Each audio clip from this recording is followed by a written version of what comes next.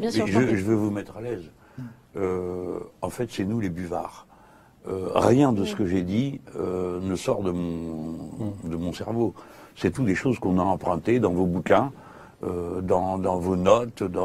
Et l'idée du programme L'Avenir en commun, depuis le début, c'est ça.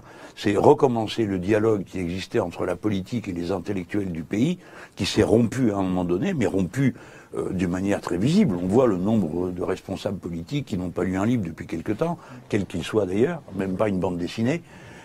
Ça se voit, ça s'entend, ça se constate. J'ai l'expérience pour ça, je crois. Eh bien, je peux vous dire que c'est seulement ça. Donc, c'est ce que vous dites, c'est je voulais emprunter. Si ça se trouve que c'est dans ma bouche, c'est parce que je voulais emprunter. Et je crois qu'il faut avoir maintenant aussi être capable de dire ça, qu'un homme, un dirigeant, une femme politique emprunte aux intellectuels parce que c'est leur rôle aux uns et aux autres.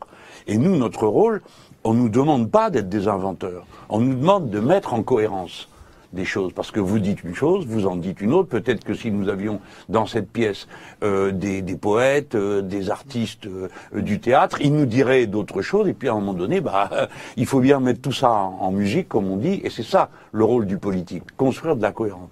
Moi, je me réclame du plagiat que j'opère avec vos œuvres, vos livres, vos idées, parce que nous ne faisons rien d'autre que ça, c'est-à-dire dire ah oui, ça fonctionne, ça a l'air de marcher, on vous invite, on se dit on va voir ce qu'ils vont dire, et alors bon, on se dit bon, ils ont dit que oui, donc on est bon élève, on a bien compris ce qu'ils nous avaient expliqué. Je tiens à le dire parce que ça vaudra pour cette campagne présidentielle comme pour la politique en général. Il faut redonner, à mon avis, le goût d'être des apprentis auprès il faut appeler les choses par leur nom, de ceux qui sont des maîtres sur le plan intellectuel, et réhabiliter le rôle de l'intellectuel dans la politique. Non, la main invisible n'est pas l'instance suprême de la vie des êtres humains.